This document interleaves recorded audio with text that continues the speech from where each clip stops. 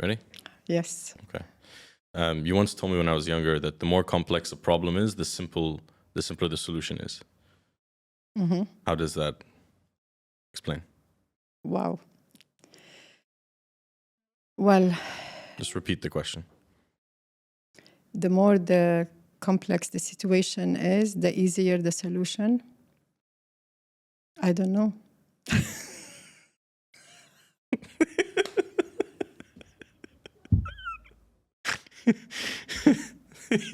You-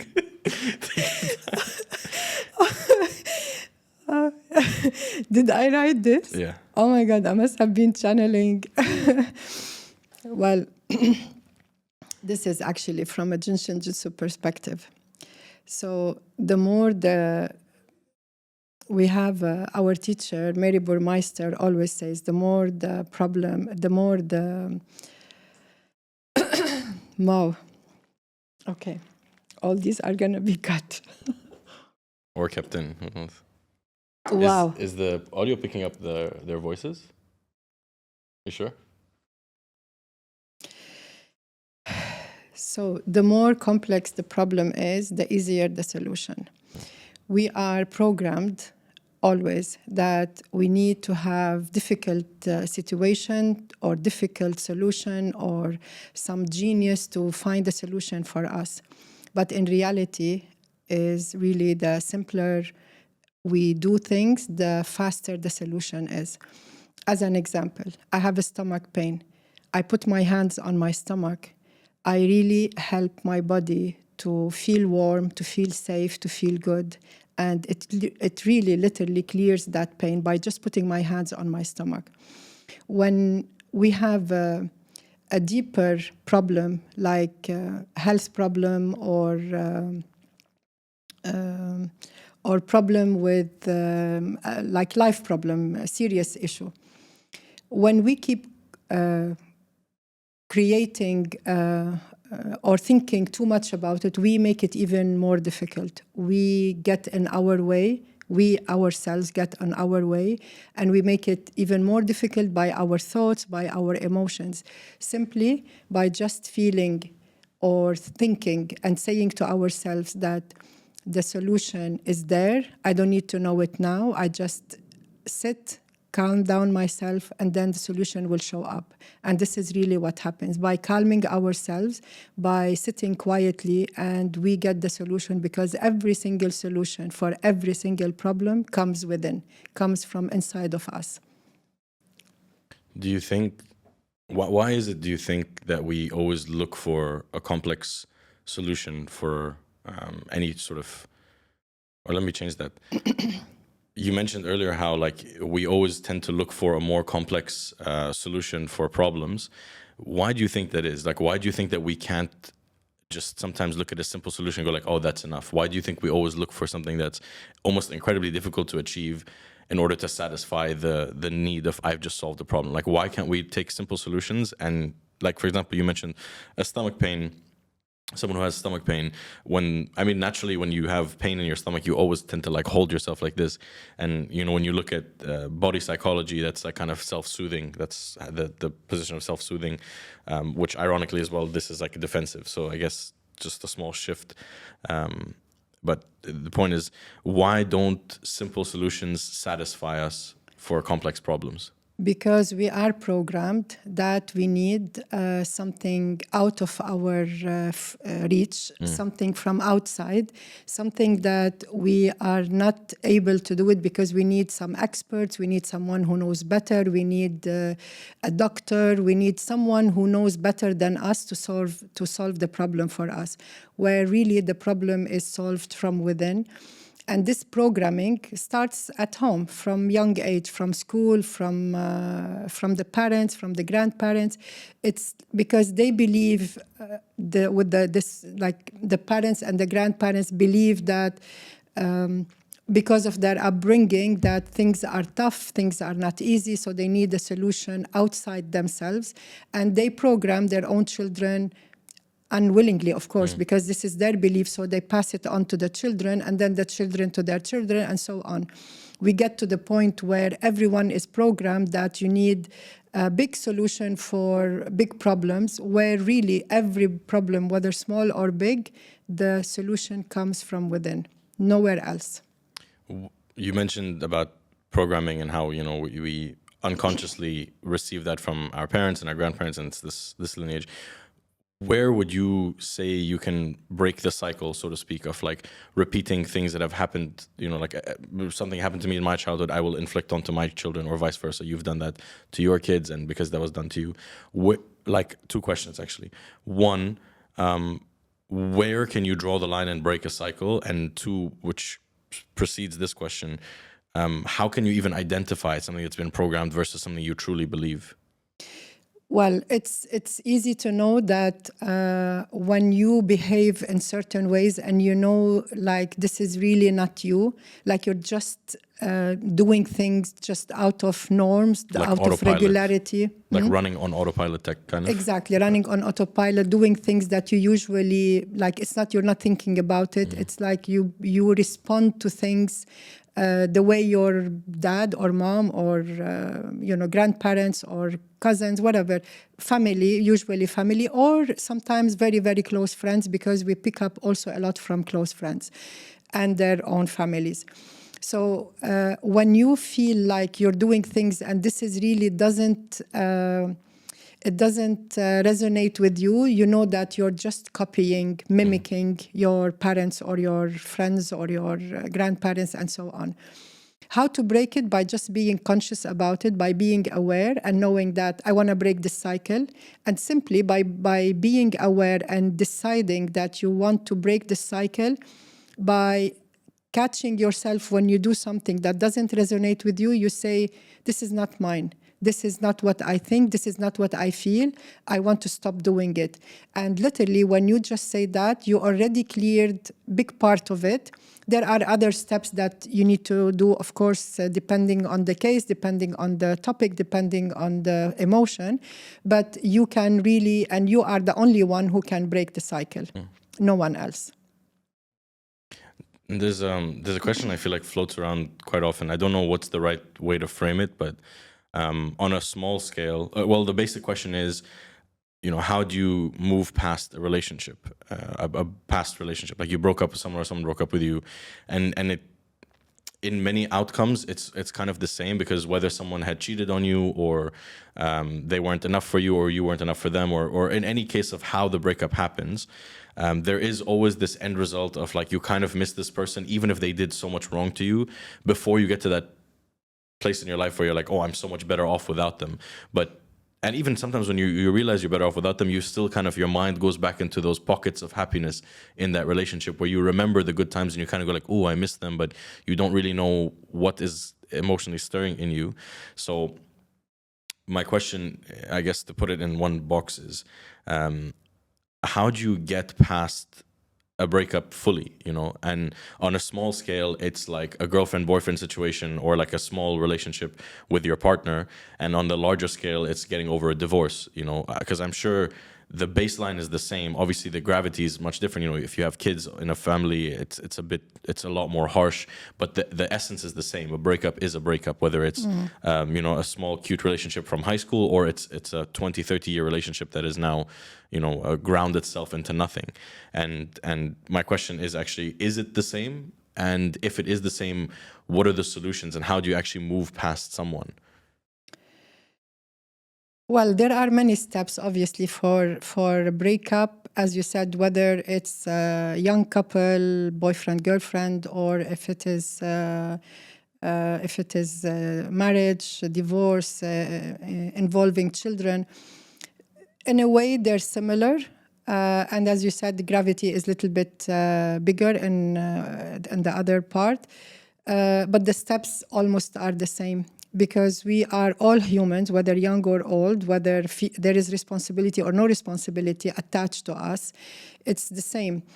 I would always suggest, and I have many cases, many clients with these problems, besides my own problem at the time, where I had my own challenge with the relationship, and that led to divorce and so on.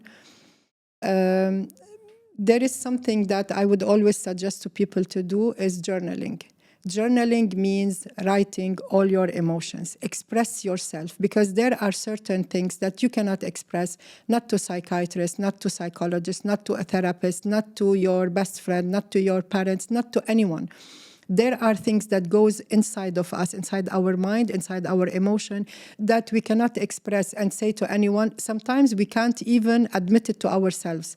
To that level, there are things are embedded and engraved in us that sometimes when you are writing, you say, oh my God, am I thinking this way? Am I feeling this way? Even with yourself.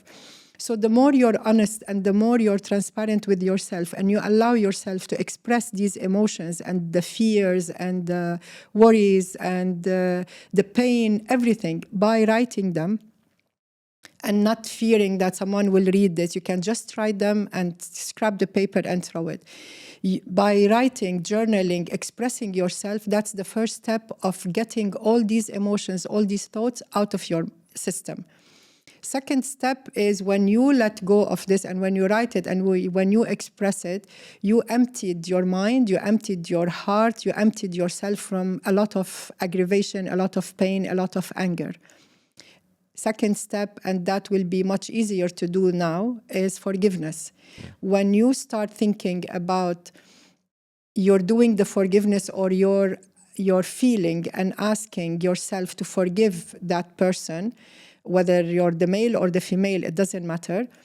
When you ask yourself to forgive yourself and to forgive them, so it's two parts of forgiving. Like, you forgive yourself for being in that situation, even though you didn't choose to be in that situation consciously, and you forgive them for what they have done, and you forgive yourself. And the third part is you ask that person to forgive you, even though if you believe that you haven't done any harm, or you should forgive them, not them forgiving you. When you do these three parts of I forgive you, I forgive myself, please forgive me, this is where you clear all the energy attached, all the emotions attached to this situation or to this person, and you free yourself. And the moment you do it genuinely from your heart, you feel a relief. You feel something got off your shoulders. You feel a huge relief of that. And when you forgive the person, it is actually a relief for you. Not they will feel it, obviously, but the person who's benefiting from that is you. The third part, which would be also something people probably don't know much about it, is something we call cutting the cords. Cutting the cords is like literally imagining you're cutting a cord between you and that person, because we have cords, invisible cords attached between two people, especially if there is close relationship, intimate relationship with that person. There is always invisible cord attached between the two people. And the more these cords are still attached, they're not cut, the more you think of that person, the more you long to see that person, the more you feel you want to see them, even though you're angry with them, but you still connect to them. When you cut the cords, and there are more than 7 cords, but we say like we cut the 7 cords, the physical cords, they are not physical cords, they are all invisible energetical cords, but on a physical level, they are considered these 7 cords. So and you just like imagine the person is facing you, and you take a scissor and you cut each cord separate, and you say, thank you for the experiences, please live in peace, I live in peace. You say 7 and so chords. on. How should I imagine this? Well, they are related, obviously, to chakras. I believe people now know about the chakras. So it's each chakra from base chakra to crown chakra. So the crown chakra is here. One chakra is here. The throat chakra, heart chakra, the solar plexus, and then the sacral chakra and the base chakra. Okay. So you just imagine the person sitting next to you, and you cut one after the other. So that's basically like your crown. And where else? Your forehead? Yes, eyebrow. And then? The throat. Throat. And then chest. On the heart. Then the solar plexus on the stomach just area. Above the navel. Yes, and then you have the sacral chakra below the navel, and then you have the base chakra is the bottom, the first chakra. And so I'm imagining these like energetic ties being cut Absolutely. betwixt myself and Yeah, the ex. and the more you do it, and actually you can do it few times, the more you do it, the more you are relieved and relieving them. And this actually cutting the cords, it's not only with a partner. It could be friends. It could be with the toxic friends, could be with parents sometimes, could be with business partner. Sometimes landlord and the tenant, sometimes like could be with any two people that they're having problems, they're having issues. So this is a forgiveness exercise that can be applied to almost any situation. Absolutely. Could it be applied to inanimate objects? So for example, I loved this bracelet and it's gone, or I can't have it back. Or let's say it's in my business. I've lost my business because it was taken away from me from my business partner. And yes, I have to do the forgiveness with the business partner, but I almost feel betrayed by the business itself as well. Because let's say all the employees or the people who are a part of this team have now moved away. Is that exercise applicable to things that aren't people? Yes, absolutely, because everything has energy. And everything is energy. So your business has its own entity. It has its own energy. It has its own plan. So when the business is really giving you hard time or giving you trouble, you need to communicate with your business on a like we say telepathy, like you just talk about it energetically.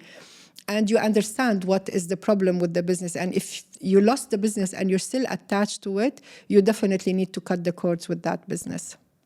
So going back to the earlier part of the question I asked, let's just say in a hypothetical situation, which is for many people not hypothetical, I've just found out my partner is cheating on me or has cheated on me. And I guess we can take this into two separate questions. One can be, I've already been over a relationship. We had just broken up. And then later on, I found out that they have been cheating on me while I was with them. And there's that weird, like, okay, that's the past life of mine. Like, I don't care anymore. But I do care because I now just found out that all that time was a lie, in a sense. So that's one question. And another question is, let's say I'm just in a relationship now, found out the partner has been unfaithful to me, and we've just broken up. I'm not ready to forgive them, So if I'm not ready, I'm so hurt by their actions, and I feel silly, I feel small, I feel stupid, I feel lied to, I feel like an idiot, I feel like everyone knows, like these thoughts that come into people's lives. So how can I forgive someone who's caused me so much pain, who I've been so open and vulnerable with, and I've built, some people have been in relationships for years, some very fresh. So in like the gravity of a situation like that, how can I apply this forgiveness tool when they've just hurt me so much? Well, it's good to mention here that if a person gets or is cheated on by different people, means 2 or 3 people cheated on you in a relationship, or in business also, like they were not loyal, or like something happened with that relationship. Let's keep it within the context of my first relationship that I've been cheated on, and I'm just experiencing this now. Yeah. So if it's important to mention this because if you've been cheated on, you need to look at yourself. It's always like this person cheated on me, not because I'm a bad person or I'm not this or that. It's because I have this pattern. It's that I have that fear within me that I'm attracting these people to show me or to help me heal, actually. It's even deeper than that. So the person that cheats on you, they cheat on you for you to grow, for you to heal, for you to change. Not because if we go to the blueprint before you were born, what you decided to experience on this earth, where you're living a human life, you decided to experience ABCD. One of these experiences is, how do I grow? How do I heal? cheating. How do I heal this? Like when you feel bad about yourself, when you feel you're little, when you feel you're not enough, when you feel all of this, it is because this person is in a way doing you a favor. How they're doing you a favor? They're showing you that pain. They're making you feel that pain, because without the pain, you will not look deeper. You will not look at healing yourself. So when you see, when you have some such situation, as I said, if it's repeated as a pattern, you need to look at deeper in you, like why you're attracting these people, why you have these people in your life to showing you the same thing. That means you didn't heal the first time, you didn't heal the second time, you didn't understand the lesson. So you keep attracting such people to help you heal. And when you said like it's the first time it happened and you can't forgive them, yes, of course you can't forgive them. The first step is journaling. The first step is letting yourself grieve, letting yourself feel bad, allow yourself to feel the pain. And the more you feel the pain, the more you understand yourself and you start questioning yourself. Did I do anything wrong? Where did I go wrong? What happened here? Is it the person? Is it me?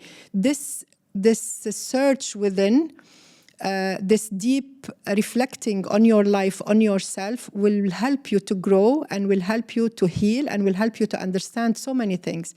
This is where I'm saying the person is doing you a favor. I know if anyone will hear me saying that, they will go crazy, like, oh, I don't want you to heal me, or I don't want to heal if you're going to give me that much pain.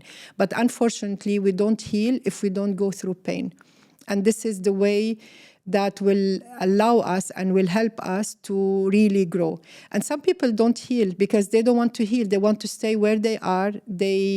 Because healing is really not easy. And healing needs courage. If you have no courage to dig deeper inside of you, if you have no courage to sit with yourself and allow yourself to feel and allow yourself to be in that pain, you will not heal. You will not heal because you are not giving yourself the time. You keep running, finding excuses to meet people, to go out, to do this, to watch TV, to watch social media, and to distract yourself. And the more you distract yourself, the more you're running away from healing. And then obviously your life will continue to being like this, attracting people in your life that will always create problems for you. And, you will be always solving one problem to fall into another problem because you are not sitting with yourself and reflecting and healing yourself. And let's say, so I agree in the sense of like, if I've been in many relationships that I find myself being cheated on, but let's say the first time I ever got cheated on, what was that about? Like, what did I attract? Like, it wasn't a pattern. How come it just happened all of a sudden? Yeah, it is. It is for you to heal. If usually the person who brings this problem for us, it's to show us something. Maybe it's to bring for you to learn how to trust fully. Maybe it is something for you to change your thinking, to change your emotion, to think about how you look at things. It's always a lesson, whether it happened once or it happens 10 times. It is a lesson for us to look within and to see why this is happening. Not only cheating, every single negative emotion happens in our surrounding, whether in a relationship, intimate relationship, or friendship, or business partnership, it's the same. You look within, and when you look within and you find, what am I learning here? Why this happened? What am I supposed to learn? If you get the lesson, that's it. You will not repeat it. It will not happen to you again, not from anyone. It is learned, lesson learned, that's it. You will not repeat it. So it's really for us. It's only for us to dig deeper inside within us to know why this is happening. Okay. Let's say I fall in like a spiral. Like, back to the, complex situation, simple solution. Let's say these are my 3 steps. I journal, I get out all the emotion so that I can be ready to forgive. And then once I have forgiven or want to forgive, I can also pair the 3rd step of cutting the cords. But let's say I can't even make it to the first step. Let's say just the thought of slowing down to write my own feelings, not even just what happened to me. You know, some people who have gone through, sexual assault or some other physical abuse, or not just physical abuse, but verbal abuse. Any sort of abuse that they've gone through. Let's say I don't even want to dig there. I can't find the courage. And you're right. It does take courage to look inwards and find that. So what happens if I'm so deep in a spiral of depression? Like, how can I get myself to even begin journaling if I can't even have the courage? So what can help me find courage? How do I get out of depression? Yes. Well, depression is a really big word, and it is, if I dare saying, it's the trend now. Everybody is depressed.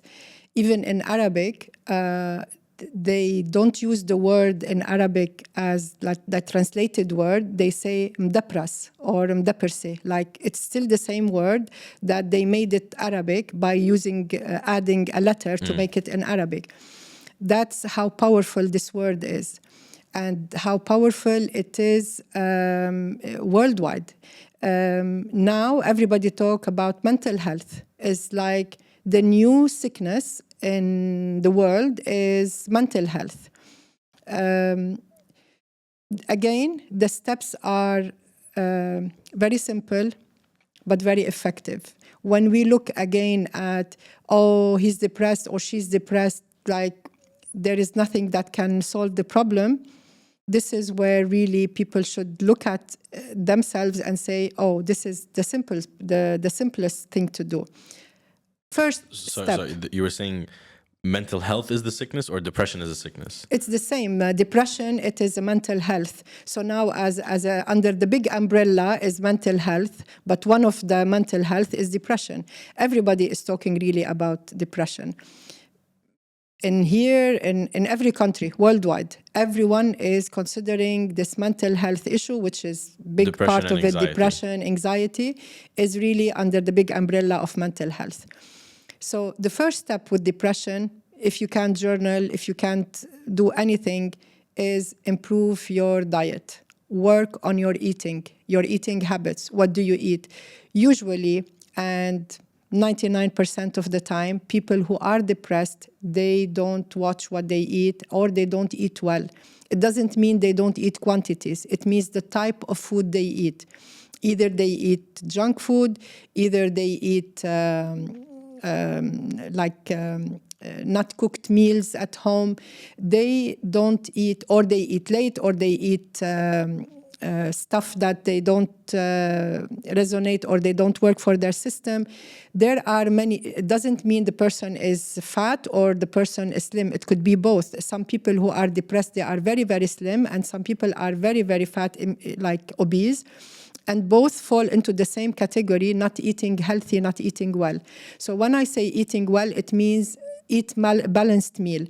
Means include protein, carbs, fruits, vegetables, fibers, everything in a balanced way. If you eat in a balanced way and you drink enough clean water, I don't mean clean water like a clean bottle. I mean clean water, not... if it's possible to drink spring water, obviously, that's really good. Or if you don't have spring water and you have no access to that, you could get crystals and wash the crystals and put the crystal in the water to energize the water and drink it. What crystals? Any crystal. You could use amethyst, you could use rose quartz, you could use clear quartz, any crystal that you feel this crystal you need it, you can just buy a small crystal, wash it and put it in water. But if I don't really have access to spring water, probability of me accessing crystals are also quite low. At this time, I think everywhere there are crystals, everywhere, in every country. You can even get a stone, like literally a stone, wash it properly and put it on your water. It will energize it. It will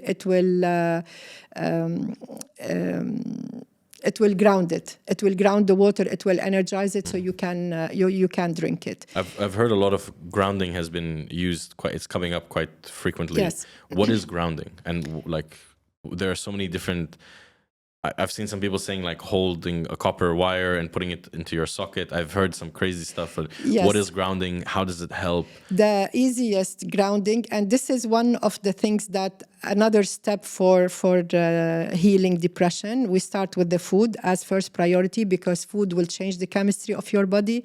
When you change the chemistry of your body, it affects your brain, it affects your feeling, it affects everything. When you start eating proper meal and you focus on what you're eating, not watching and eating, when you really know what you're eating and enjoying what you're eating, your whole chemistry will change. One of the second step or one step also is grounding, which you're asking about. Grounding means bare feet, stand on the soil, on the grass, on the soil, on the sand, anywhere, but be on the soil, on the land, on earth with bare feet, because all the shoes we wear now, they have insulation and they disconnect us from the ground. And when you stand bare feet on the ground, on the soil, you are connecting to earth, and there are connection between the human body and the earth, that we recharge from earth, whether, as I said, at the beach, in the desert, in the mountain, anywhere. It's the same. It just gives you that connection, that grounding, that energy, that you are present. And when you are present, you are not in the thought, in the thinking anymore, and you are really healing your whole body, because I don't know if it's called neon or the atoms that connect this one. I know you need to help me with that. Which one? Like, I don't know if it's the atom or a neon that connects the ground to the human body. The electrons? Electrons, maybe. So the atoms of your being need these molecules to recharge you, basically. Yeah. Can you not do it with your hands? Can you not just put your hands on the ground? You can do it with your hands. You can do it with your feet. It's easier. What does it help with? It does. When we say grounding, it means it puts you down to earth. You are on earth. You are present. You are not in the mind. And the more you are on ground, you are not in the mind, the more your body is connected, the more I can't explain this part, actually. Which part? This one. Like, how does it help you? Because it does go through the body, and it does really ground you, and it heals the inflammation. Any inflammation in the body, it heals it. So there is a study now that is made about this, and they say if you step on the soil every day for half an hour, you clear all the inflammations from your body.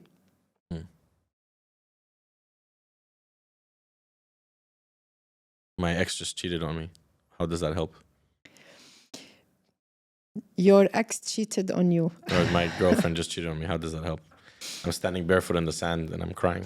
Yes, this is, but because if you when you go and walk in nature, don't you feel good?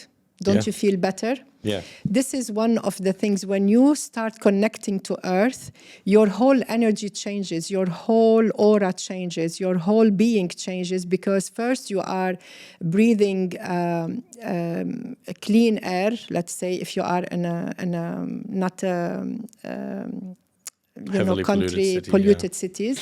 And anyways, when you're in nature, you're usually not much in the city. So when you breathe fresh air, when you are grounded, your whole being changes. Your muscles, your energy, everything in you has changed, and you feel better already. And the more you do that, the more you feel better. And even the air in the sea, you know, the air comes from the sea water. When you walk close to the sea, that also will refresh you and will give you, will energize you. So the more you do this, the more actually you feel better. And this is when you become ready to start journaling or to start forgiving, because then you start, something in the chemistry of your body changes.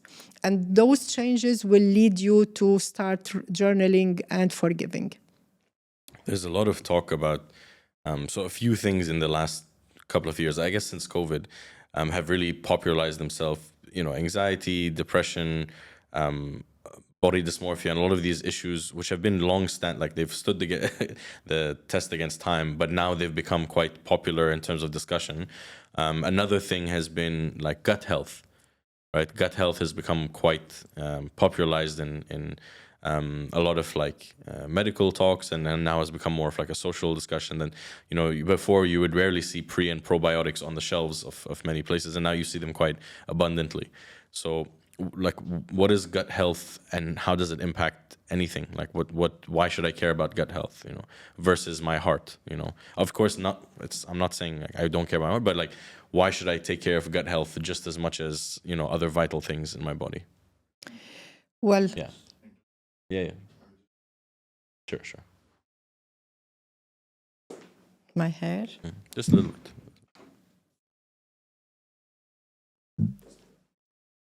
Good to go. So I'll ask that quicker. I'll ask that question quicker.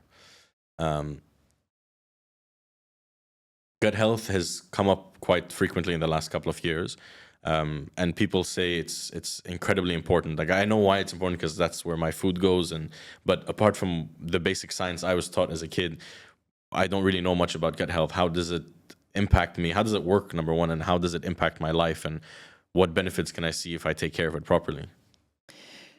Well, as you said, gut health is really very important. Whether they started talking about it now recently, like 2 years ago, or even more, probably here in the region they started talking about it, but it's been there for a long time. And in the ancient art, like the healing art, it is one of the most important discussion, or the most important thing to do. Which means our ancestors, they knew about it long time ago. What they eat, what time they eat, how they eat, it's been there, you know, since ancient times. Gut health is like, you need to imagine like this cup it has water and stones and sand, and I don't know. When it's full, it's going to start overflowing. Where it's going to overflow? Everywhere. So when the gut is overflowing, which means is not healthy, is not clearing fully, is not clearing properly, which is caused by sadness, by painful situations, it overflows. Where it's going to overflow? It's going to back up into the body, everywhere. Like, it goes up to the stomach, to the spleen, to gallbladder, liver, so on. And if you notice, like when you eat heavy meal, you feel sometimes you can't breathe. Like breathing, like your lungs are up there. Like what this has to do, so you're stuffed. So gut health is really important, because if it's not clearing properly, if it's not emptying fully, this is where it's actually getting stuck. The food is getting rotten inside the intestines, and then it's creating other problems. Then you have leakage, and they call it gut leak or leaking gut, and then it starts creating other problems. It's helped by prebiotic or probiotic, but also you can take any other. How does it affect my mood? Like, what does it affect? Because other than the according to the ancient therapy, according to the ancient art, it's caused by sadness. So the more you are sad, the more your guts are really like things are accumulated. And actually, if you see how the gut is, how the intestines are, like, you know, they are like this. So when you are sad, they need to do this to clear the food and to clear it through the stool, right? But if it is full and if it's not moving, why it doesn't move when you are sad? And when you are sad, like, how does the reaction in your body when you are sad? What do you do? I eat a lot. Yes, but physically, like how does it, like when you're sad, you do this or you Yeah, do you're that? kind of curve into yourself. Exactly. Yeah. So when you curve into yourself, this is what happened to the gut also. The gut becomes like this stiff and it's not moving anymore. It's not cleaning, it's not clearing. And the more it's rigid and it's hard, the more you are feeling sad. And then actually it's like we say now, is this the hen first or the egg? It's the same. Like, is the sadness creating this or this is creating the sadness? Initially is sadness that created that, and then it becomes Back and forth again. back and forth. So when the guts are like this, that means you have a lot of sadness that you're holding onto the sadness. And obviously people start having constipation or they start having diarrhea because then they can't control what's happening to them. And then the problem becomes even more and severe. And it leads to other problems that they have now different labels and different names. But the initial start and the initial problem started with the sadness. And the sadness is holding here, and then you go on. So if you say, I can't let go and my ex did this and I still this, you are forcing yourself in a way. You are not allowing yourself to heal. You are holding on to the pain. You are holding on to the sadness, and you do not want to let go. And the more you consciously decide you don't want to let go and you hold on to that pain, the more you create physical pain in your body. And one of them is really the guts that is going to be affected the most. And when it's affected, it's going to start piling up to affect other organs. And then you have now a vicious cycle that one organ will affect another and another organ will affect another. And then with years, and it takes years to do that. It's not like today I'm sad, tomorrow I have this problem. It takes years to accumulate to reach this level, but then you reach at your 40s or 50s and you have billions of problems and billions of issues that you didn't deal with as young, or you didn't deal with it when it happened, and then now it starts showing in your body, in your organs, and in the, I don't want to say failure of your organs, but the functioning of your organs becomes really less effective. Yeah. Okay. For those who have issues about like self-worth, it's because you mentioned this example of like the chicken and the egg, and a question that I seem to find that kind of hits a chord within many people, whether they care to admit it or not, is self-worth. How do you identify self-worth when there's this conflict of like, if I visualize myself as too high of a being, I can come across as quite obnoxious and self-centered and, you know, for lack of a better term, like kind of a douchebag, you know, like an asshole. Whereas if I don't value myself enough, I am not commanding respect. I don't have any value for myself, so I'm accepting bad partners, I'm accepting bad friends, I'm accepting bad offers, you know, with work, or if you're a freelancer, you take really small gigs. Like, how can you identify your true self-worth without it being too little or too much? Because there's a very fine line between humility and being obnoxious and being narcissistic. So where, how, and what, you know? Well, this is a very, very good question and very, very difficult question to answer just like easily. And but as you complex said, problem, simple solution. Absolutely. And as you said, when you have like there is a very thin line between being confident and being arrogant. And it's like, am I being evaluating myself, or am I being really arrogant and self-centered? So there are many terms for all these situations, or for all of them being kind of contradictory, being this or that. When you use your confidence and you value yourself with compassion, you are always on the safe side. You are always doing the right thing. How does that look like? How does that look like? Compassion.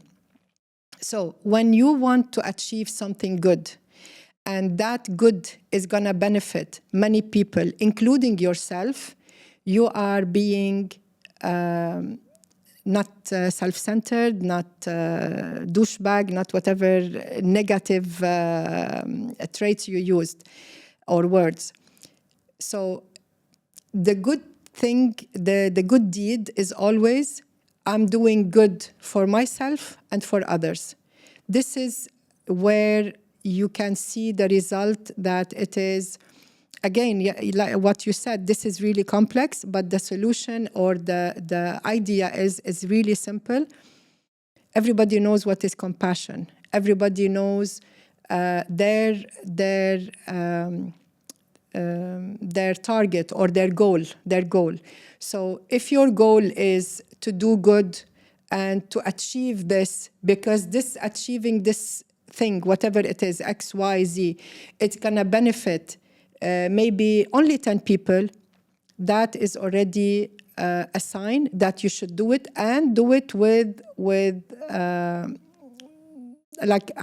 word comes now, generosity, but I don't mean generosity like be generous, but generosity in the sense of emotion, of willingness, of giving. And the more you feel that, the more you are in that energy, the more you are, and be grateful for what you're getting, opportunities and chances to achieve and to do things, the more you are gonna receive more of that, because the highest good for everyone is to do good for everyone. And the more you do good for yourself and for others around you, the more you will get opportunities to do that. Did this answer your question? How do I identify my self-worth? You don't need to identify your self-worth. You don't need to identify anything. You just say, I value myself. You can, if you mean like when you want to offer, when you want to send an offer to someone for your time or for your work, you don't need to put any, you have to put an amount for this, of course, but it is, you just follow your gut, you follow your instinct. You say, I will ask for this because this is what you feel that this is gonna consume of your time and the benefit you're gonna bring, and that's it. Whether they see it high or low, it doesn't matter. It's what you feel your worth, or the time you're giving, or the service you're giving is worth. And you will only attract those people who are able and who are connected to you and who will benefit from your services with the amount you're putting. So you don't lower your value because some other people say, I cannot pay this, or this is too much. They will have some other people who will serve them with the amount they would like to be served. The amount you put, the monetary amount you decide to put for yourself, it comes from you, from what you feel you value. You don't have to, and it doesn't have to be the same with everyone. You could put different amounts for different services, of course. And last question. You mentioned something about, whatever feels right with your gut is what you should go forward with. Mm-hmm. So if my gut is confused, like my instincts are confused, my intuition is no longer sharp, or it never was to begin with, how can I make decisions where everything has no certainty within me? I don't expect life to give me certainty because I know life is uncertain, but even within myself, I find it hard. So how can I help myself kind of align with my decisions? Yes, this is it's a discipline that you need to make, and it's not a long discipline. When you feel you're confused and when you feel your gut feeling is not the right thing, which is rarely is the situation, but if this is the case, you start first of all, because we talked about the gut, and the gut really has to be clear and empty, which means you need to detox your system from the food you're eating, from the thoughts, which means you disconnect from social media, from electronics, from routers around you, to detox your energy level. You detox physically, food and water and so on, and you do this like for maybe maximum 2 weeks. You don't need more than that. 2 weeks to 21 days. Worst case scenario, if you are really in a very deep confusion. So you do this for 21 days. You cleanse your system, your body, physical body, your system means emotional, mental, and you let go of all that is confusing you. And when you do this, you are going to be so sharp, you are going to be so energetic, you will pick up on things easily. You can do this by holding this, and then this will activate your intuition. You could also hold the thumb, the pad of your thumb, by holding it like this. That's also activating your intuition. What is that? This is actually the ancient art from the modality called Jinshin Jitsu, and it is actually an innate philosophy that it's something within us, all of us, every single human. We are born with this knowledge, with this intelligence. You just hold with your fingers certain points in the body, and you activate or balance or harmonize certain things. So similar to Reiki in that sense, that it's like an energy point that you're stimulating? Is that what you mean? Yeah, not different. It's like same but different. Yeah, the concept is the same, but they are completely different. Okay. And is there anything like the 21 days sounds great, but let's say I need to make decisions quite recently. Is there anything I can do before I go on that journey, which, good things come to those who wait, and it takes time to build up that, but yes. Is there something I can immediately do to kind of help? Immediately is you disconnect from any electronics devices. You take a bath with the salt for like 20 minutes, 30 minutes. You cleanse your aura, you cleanse your system, you drink plenty of water, and you sit and meditate. And meditate means sit and be quiet. And the more you sit and you're quiet, the more you connect, and don't use your mind to analyze if this is good or this is bad. Don't use your mind. Use your gut. Use your intuition. And as I said, you hold the point here below the wrist bone, just like this. And either you hold the pad of your finger here, the pad of the thumb, and you can sit like this. Actually, you can do something else. You sit on your hands, because that will make you still. Like you just put your hands like this under you. You sit, you close your eyes, and you take deep, deep, deep breath, as many as you can, slow, deep breath. That will connect you to your core. That will connect you to yourself, and you will get to the right decision. And if you do these steps, you will never be in the wrong. You will never take the wrong decision. Okay, well, thank you. Just before we wrap up, I want you to look at the camera. Do a very, very brief introduction. Hi, my name is Jocelyn Chidiak. I am What do I say? I'm what? Whatever you identify as. I'm a healer, I'm a mother, I'm writing a book, I am whatever. Just introduce yourself. This will be pinned on your profile, so every time anyone they find the video and they go like, oh, what is this? Then they open the page, there will be an introduction thing. So I just found a piece about gut health with you or depression. I'm confused. Who's this woman? Why is she talking about holding his? I will go on this profile and open it. So explain to whoever, this camera doesn't know who you are. Explain this camera so they understand this conversation. This what you're about to say is going to give everyone context. Yeah. I have been practicing art called Jinshin Jitsu, but I've also, whatever. Hi, my name is Jocelyn Chidiak. I'm a mother of 2 beautiful children. I'm a published author. I'm a Jinshin Jitsu practitioner and Jinshin Jitsu teacher. And I love to help people heal.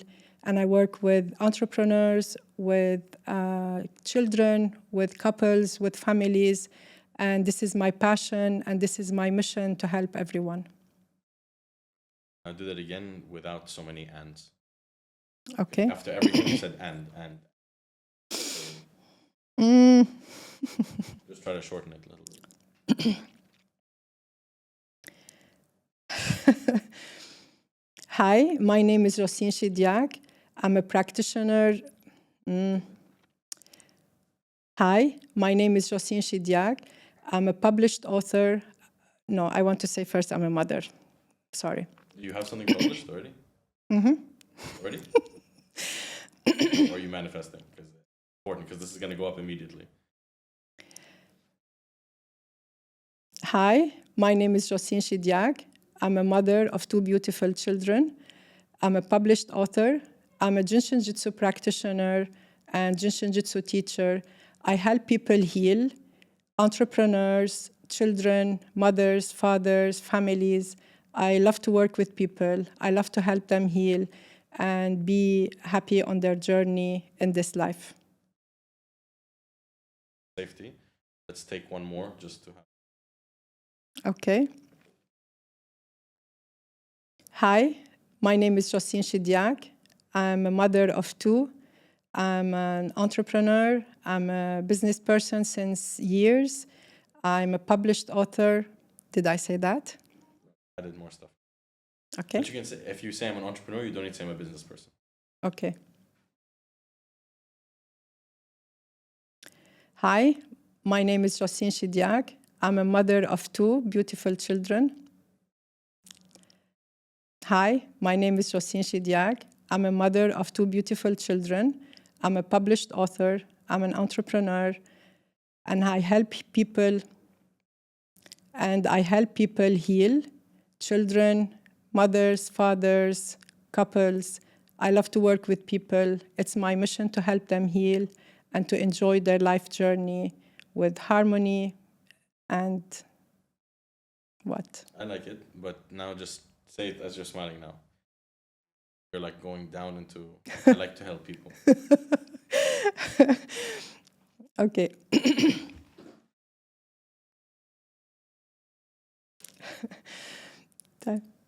Hi, my name is Josine Shidiag. I'm a mother of 2 beautiful children. Don't make me laugh. No, move. I should look at the camera, not you. It's fine if you look at me. No, it's fine. It'll be the same. It's okay. Hi, my name is Josine Shidiag. I'm a mother of 2 beautiful children. I'm an entrepreneur, I'm published author. You're speaking like you're trying to remember. Yeah. Like you're just trying to Okay.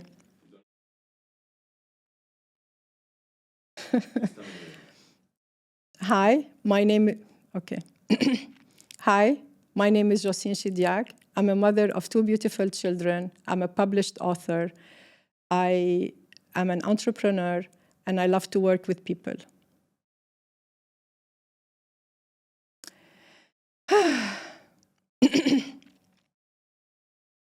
Hi, my name is Josine Shidiag. I'm a mother of 2 beautiful children. I'm an entrepreneur and a published author.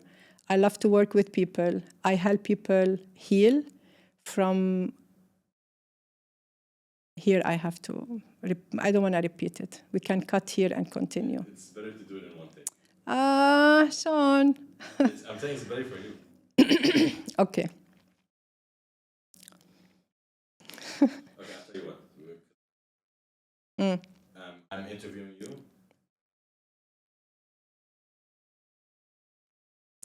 My name is Josine Shidiag. I'm a published author. No, I don't want that. I'm going to cut it up. I'll put them together. Can you? Yes. Okay. Okay. Can you introduce yourself? Hi, my name is Josine Shidiag. And what do you do? I'm a mother of 2 beautiful children. I'm a published author, and I'm an entrepreneur. Okay, let me have the water. One second, and then I'll repeat it. That's okay.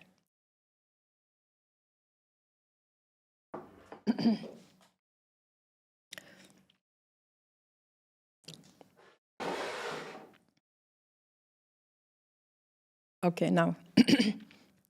Okay. Hi, my name is Josine Shidiag. I'm a mother of 2 beautiful children. I'm a published author and an entrepreneur. I work with people to help them heal, to help them in their life journey, and this is my mission and my... That